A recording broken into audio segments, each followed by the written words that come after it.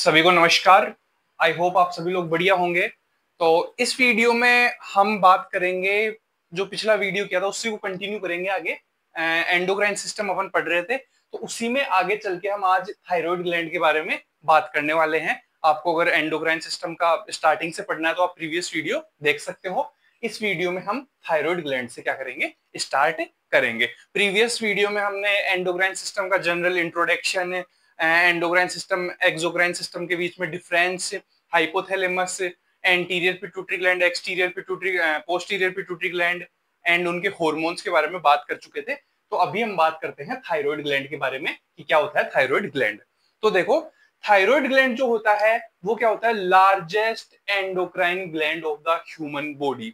Means जो largest endocrine gland होता है, एंडोक्राइन मीन्स ऐसा ग्लैंड जो हार्मोन सीक्रेट करता हो। तो जो लार्जेस्ट एंडोक्राइन ग्लैंड होता है ह्यूमन बॉडी के अंदर, वो कौन सा होता है, थायराइड ग्लैंड। और अगर आपसे नॉर्मली पूछ लिया जाए कि largest gland of the body, exocrine endocrine को भूल जाइए, अगर नॉर्मली पूछ लिया जाए कि सबसे बड़ा ग्लैंड कौन सा है ह्यूमन बॉडी का, तो उसमें क्या आ जाएगा, लिवर आ जाएगा। और सबसे बड़ा ऑर्गन अगर पूछा जाए तो स्किन हो जाती है।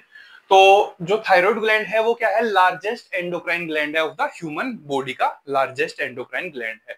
इसके बाद में अगर हम लोकेशन देखें थायराइड ग्लैंड की, कि थायराइड ग्लैंड जो है वो ह्यूमन बॉडी के अंदर कहां पे लोकेटेड होता है, तो थायराइड ग्लैंड जो है वो मेनली ह्यूमन बॉडी की जो नेक होती है, इस नेक के अंदर लोकेटेड रहता है। और नेक में भी कहां पे, front of the larynx and trachea. जो लैरिंग्स और ट्रेकिया होते हैं उनके सामने की तरफ कौन लोकेटेड रहता है, थायराइड ग्लैंड। और अगर इसकी वर्टिब्रा के अकॉर्डिंग लेवल की बात करें, जैसे कि आप सभी को पता है जो वर्टिब्रा होती है उसमें कौन कौन सी होती है, सर्वाइकल वर्टिब्रा, थोरेसिक वर्टिब्रा और लंबर वर्टिब्रा एंड फिर आपके सैक्रम और कोकेक्स आई गए। तो सर्वाइकल वर्टिब्रा तो कितनी होती है ह्यूमन बॉडी में, 7, थोरेसिक वर्टिब्रा होती है 12 और लंबर वर्टिब्रा कितनी होती है, 5। तो जो थायराइड ग्लैंड है वो क्या है, cervical vertebra 5, 6, 7 and thoracic vertebra first, इनके सामने पाया जाता है। जो सर्वाइकल वर्टिब्रा है उसकी तो कौन कौन सी, cervical vertebra 5, 6, 7 and thoracic vertebra first, इनके सामने पाया जाता है कौन, थायराइड ग्लैंड, अपनी नेक में लैरिंग्स और ट्रेकिया के सामने। और अगर अपन वर्टिब्रा के लेवल के अकॉर्डिंग बात करें इसकी लोकेशन की, तो cervical vertebra 5, 6, 7 and thoracic vertebra first के सामने ये पाया जाता है। इसके बाद में अगर हम इसकी वजन की, वेट की बात करें, तो ये अराउंड 25 ग्राम का क्या होता है, इसका वेट होता है थायराइड ग्लैंड का। और इसीलिए सबसे इसको लार्जेस्ट एंडोक्राइन ग्लैंड कहा गया है।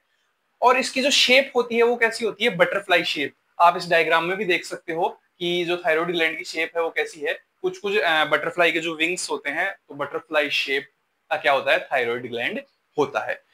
इसके बाद में बात की जाएगी, जो थायराइड ग्लैंड है वो क्या है, दो लोब से मिलके बना हुआ रहता है। जैसा कि आप डायग्राम में देख सकते हैं, एक तो हो गया राइट लोब एंड एक क्या हो गया, लेफ्ट लोब। तो जो थायराइड ग्लैंड है वो दो लोब से मिलके बना हुआ रहता है, right lobe and left lobe. और ये जो लोब्स होते हैं ये 5 सेंटीमीटर तो क्या होते हैं, लॉन्ग होते हैं, लंबे होते हैं, और 3 सेंटीमीटर क्या होते हैं, चौड़े होते हैं। 3 सेंटीमीटर क्या होते हैं, ये वाइड होते हैं।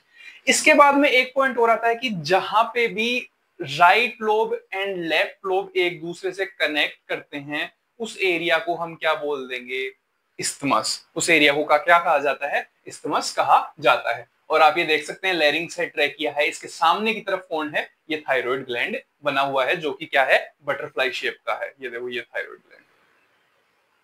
तो ये किसके सामने हो गया, लैरिंग्स एंड ट्रेकिया के सामने हो गया। इसमें दो लोब्स पाए जाते हैं, right lobe and left lobe. और जहां पे राइट और लेफ्ट लोब कनेक्ट होते हैं उस एरिया को क्या बोल देंगे हम, इस्थमस बोल देंगे। 25 ग्राम का वेट होता है, बटरफ्लाई शेप का होता है ये।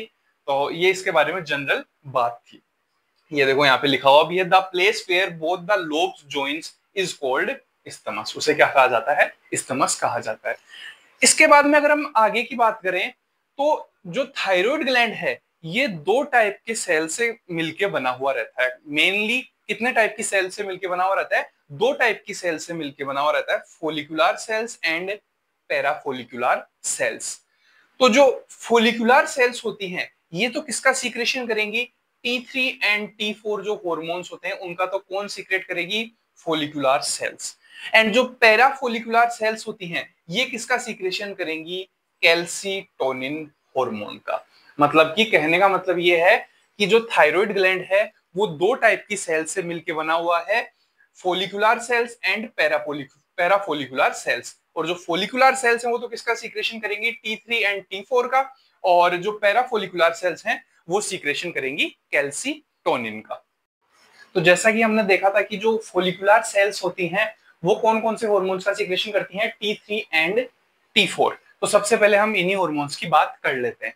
तो जो T3 और T4 है इनका पूरा नाम क्या है, जो T3 हार्मोन है इसका पूरा नाम है ट्राईआइडोथायरोक्सिन, एंड जो T4 है इसका है टेट्राआइडोथायरोक्सिन।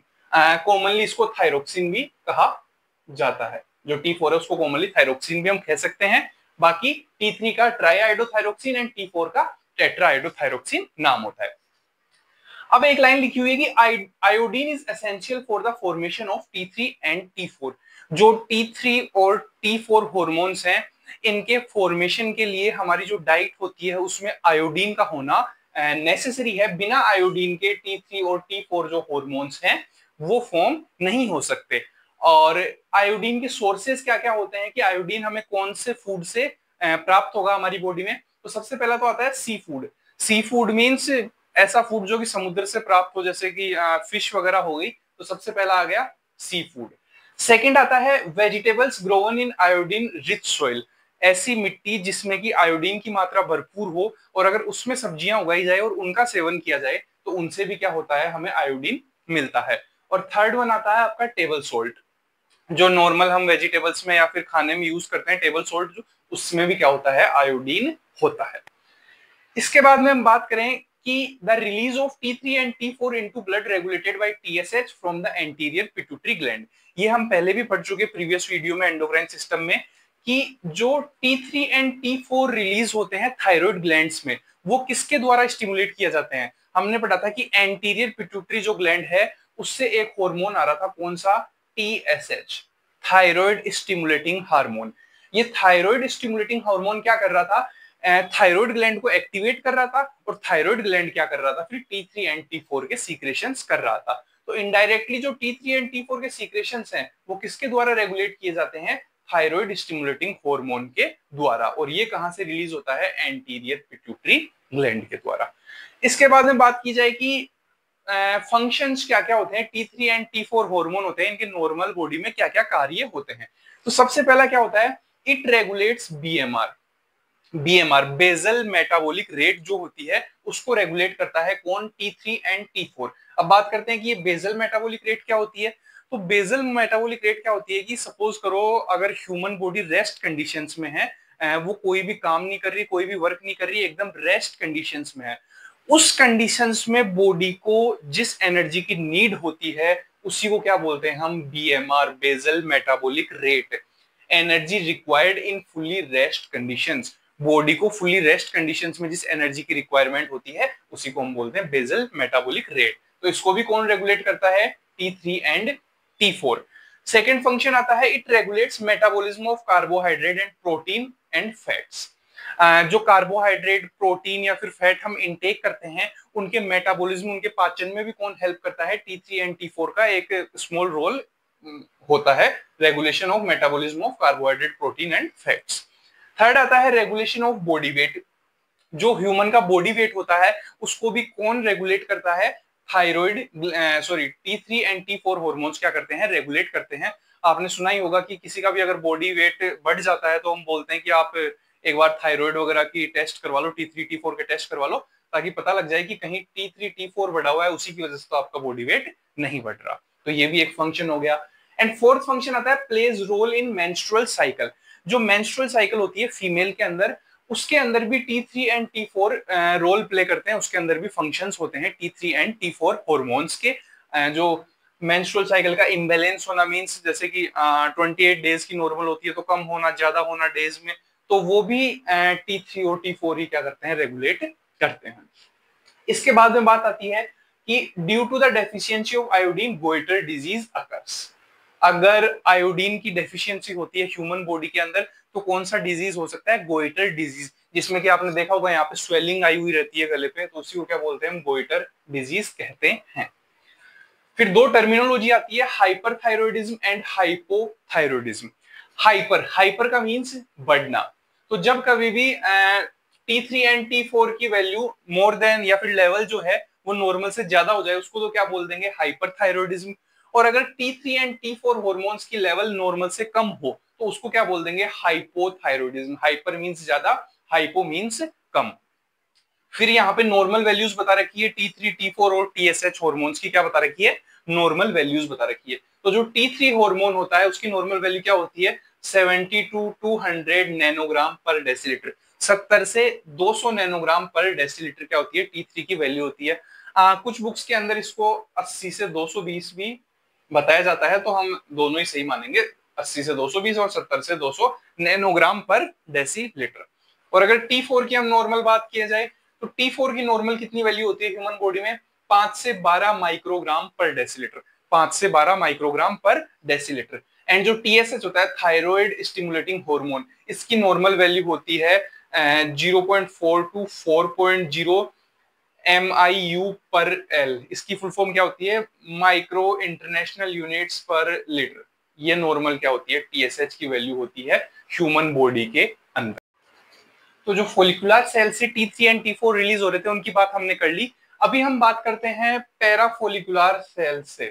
पैराफोलिकुलर सेल से जो हार्मोन रिलीज हो रहा था कौन सा, कैल्सिटोनिन, इसका क्या फंक्शन होता है। तो जो कैल्सिटोनिन है वो पैराफोलिकुलर सेल्स या फिर सी सेल्स, उन्हें सी सेल्स भी कहते हैं, पैराफोलिकुलर सेल्स या फिर सी सेल्स ऑफ थायराइड ग्लैंड से क्या होता है, रिलीज होता है कौन, कैल्सिटोनिन। फिर हम बात करते हैं इसके फंक्शंस की कि ये जो कैल्सिटोनिन है ये क्या फंक्शंस करता है ह्यूमन बॉडी के अंदर, क्यों इसकी नीड होती है। तो मेन इसका फंक्शन क्या है कि जो सीरम कैल्शियम लेवल है, जो बॉडी के अंदर कैल्शियम की लेवल है सीरम के अंदर, उसको क्या कर देता है, ये कम कर देता है, डिक्रीज कर देता है। जो कैल्सिटोनिन हार्मोन है वो सीरम में से कैल्शियम की लेवल जो है उसको क्या कर देता है, डिक्रीज कर देता है, कम कर देता है। कैसे कर देगा कम, तीन तरीकों से कम करता है। सबसे पहला, it decreases the absorption of calcium from the alimentary tract. जो हमारी एलिमेंट्री ट्रैक्ट होती है या फिर जो डाइजेस्टिव सिस्टम के ऑर्गन्स होते हैं, जैसे कि सपोज स्टमक हो गया या फिर स्मॉल इंटेस्टाइन हो गई मेनली, तो ये क्या करेगा, जो भी हम कैल्शियम इंटेक कर रहे हैं, मिल्क के द्वारा कर रहे हैं या फिर कोई भी हमारे फूड के द्वारा हम कैल्शियम इंटेक कर रहे हैं, तो कैल्सिटोनिन क्या कर देगा, जो एलिमेंट्री कैनाल है उसमें कैल्शियम के एब्जॉर्प्शन को कम कर देगा या फिर बंद कर देगा। अब अगर हमने कैल्शियम खाया और हमारे डाइजेस्टिव सिस्टम से कैल्शियम जो है वो बॉडी के अंदर एब्जॉर्ब ही नहीं हो रहा, सीरम के अंदर एब्जॉर्ब ही नहीं हो रहा, तो क्या हो जाएगा, ऑटोमेटिकली जो सीरम कैल्शियम लेवल है वो डाउन आ जाएगी। तो कैल्सिटोनिन का पहला फंक्शन तो मतलब क्या हो गया कि ये क्या कर देता है, एब्जॉर्प्शन ऑफ कैल्शियम डिक्रीज कर देता है, कहां से, एलिमेंट्री कैनाल में। अब जो एलिमेंट्री कैनाल है उसमें कैल्शियम का एब्जॉर्प्शन ही नहीं हो रहा, तो ऑब्वियस सी बात है कि सीरम में भी कैल्शियम की मात्रा जो है वो कम होगी। सेकंड कौन सा तरीका है, it increase the deposition of serum calcium on the bone tissue. जो हमारी बोन्स होती हैं उन पे कैल्शियम के डिपोजिशन को बढ़ा देता है कौन, कैल्सिटोनिन। जो कैल्सिटोनिन होता है वो सीरम कैल्शियम को क्या कर देता है, जो अपनी बोन्स हैं उन पे डिपॉजिट करने लग जाता है, जिससे कि सीरम में कैल्शियम की कमी आती है। और थर्ड वन क्या है, it also decrease tubular reabsorption of calcium. जैसा कि हमने पढ़ा था कि किडनी के अंदर नेफ्रॉन्स होते हैं, तो नेफ्रॉन क्या करता है, पहले तो फिल्टर करता है ब्लड को, और फिर उसमें से जो फिल्टर है उसमें से जो इंपोर्टेंट कंस्टिट्यूएंट्स होते हैं उनका रीएब्जॉर्प्शन कर लेता है, जैसे कि प्रोटीन वगैरह हो गए या फिर कैल्शियम वगैरह हो गया, इनका क्या है कि रीएब्जॉर्प्शन कर लेता है यूरिन के अंदर से कौन, जो प्रोक्सिमल कॉन्वोल्यूटेड ट्यूब्यूल्स होती है या फिर कलेक्टिंग डक्ट्स होती है नेफ्रॉन की, वो क्या कर लेती है, रीएब्जॉर्प्शन कर लेती है। तो कैल्सिटोनिन क्या करता है, जो नेफ्रॉन है उनके अंदर ट्यूबुलर रीएब्जॉर्प्शन को भी क्या कर देता है, डिक्रीज कर देता है।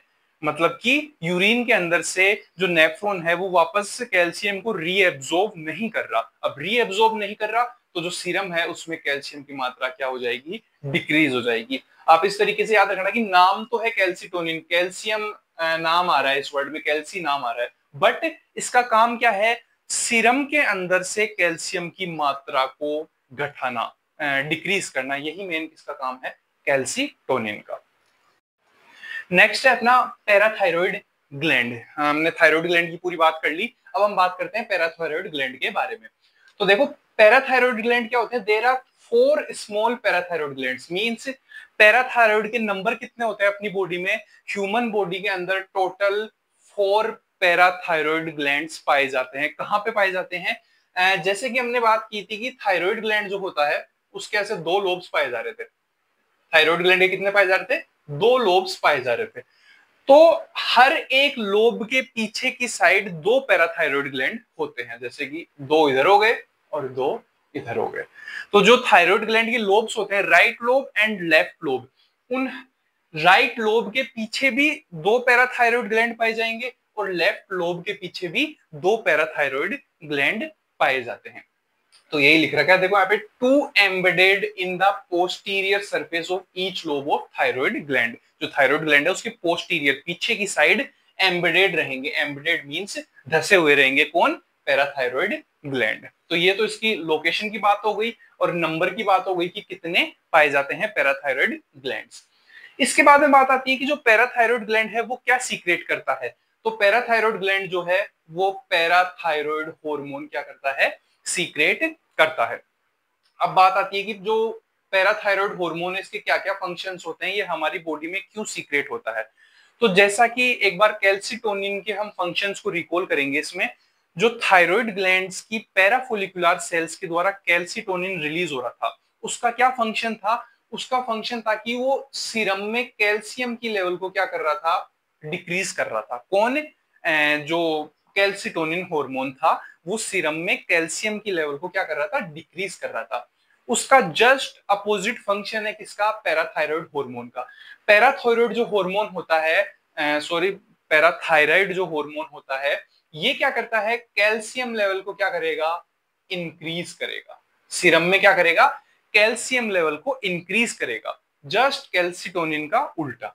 अब ये इंक्रीज कैसे करेगा, 3 तरीकों से इंक्रीज कर सकता है, सेम वही कैल्सीटोनिन वाले तरीके हैं बट अपोजिट है उसके। पहला क्या होगा, increase absorption of calcium from alimentary tract. जो एलिमेंट्री कैनाल है उसमें हमने जो भी इनटेक किया कैल्शियम, उसका एब्जॉर्प्शन क्या कर देगा, बढ़ा देगा। ये कौन, पैराथायराइड हार्मोन क्या कर देगा, कैल्शियम का एब्जॉर्प्शन बढ़ा देगा एलिमेंट्री कैनाल से। एब्जॉर्प्शन बढ़ेगा तो क्या होगा, सीरम में भी कैल्शियम की मात्रा बढ़ेगी, जबकि कैल्सीटोनिन में इसका अपोजिट हो रहा था। सेकंड क्या है, डीमिनरलाइजेशन ऑफ बोन्स। अब ये क्या करेगा, जो पैराथायरॉइड हार्मोन है ये जो बोन्स हैं उनपे से भी क्या करेगा, कैल्शियम ड्रेन करना स्टार्ट कर देगा, बोन्स को डीमिनरलाइज करना स्टार्ट कर देगा। अब बोन्स डीमिनरलाइज होंगी तो उनसे जो कैल्शियम है वो कहां पे आएगा, सीरम के अंदर आएगा और सीरम में क्या होगी, कैल्शियम की मात्रा बढ़ेगी। जबकि कैल्सीटोनिन हार्मोन क्या कर रहा था, सीरम में से कैल्शियम उठा के बोन्स पे डाल रहा था, और ये उसका उल्टा कर रहा है, बोन्स पे से कैल्शियम उठा के सीरम के अंदर डाल रहा है। तभी तो क्या होगा, कैल्शियम की लेवल जो है वो सीरम में इंक्रीज होगी। थर्ड फंक्शन है increase tubular reabsorption of calcium. जो ट्यूब्यूल्स होती हैं, प्रोक्सिमल कोनवोलेटेड ट्यूब्यूल, डिस्टल कोनवोलेटेड ट्यूब्यूल या फिर कलेक्टिंग डक्ट, नेफ्रॉन की जो तीनों डक्ट्स होती हैं, इनमें क्या कर देगा, ये कैल्शियम के रीएब्जॉर्प्शन को भी बढ़ा देगा। अब यूरिन में से या फिर सॉरी जो फिल्टर फॉर्म होता है उनमें से अगर कैल्शियम का रीएब्जॉर्प्शन बढ़ेगा तो सीरम के अंदर क्या होगी, कैल्शियम की मात्रा ऑटोमेटिकली इंक्रीज हो जाएगी। तो जो कैल्सीटोनिन एंड पैराथायरॉइड हार्मोन है ये दोनों एक दूसरे के अपोजिट चलते हैं। ये तो इनका मेन फंक्शन हो गया। इसके अलावा जो कैल्सीटोनिन एंड पैराथायरॉइड हार्मोन है इनके 2-3 और फंक्शंस होते हैं, दोनों के क्या क्या, एक तो मसल कॉन्ट्रैक्शन, मसल कॉन्ट्रैक्शन, जो मसल्स होती है उनके कॉन्ट्रैक्शन में भी कौन हेल्प करता है, कैल्सीटोनिन एंड पैराथायरॉइड हार्मोन।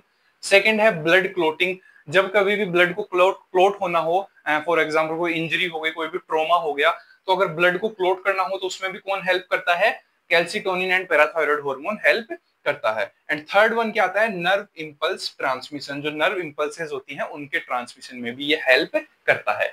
तो इस वीडियो में हमने thyroid gland and parathyroid gland और उनके हार्मोन्स के बारे में स्टडी की। तो आई होप आपको वीडियो अच्छा लगा होगा या फिर समझ में आ गया होगा सब कुछ। अगर समझ में आया हो तो लाइक और सब्सक्राइब कर दीजिए, और अगर कोई कमी वगैरह आए तो आप कमेंट सेक्शन में मेंशन कर सकते हैं, जिससे कि उसमें अपन इंप्रूव कर सकें। Okay, thank you.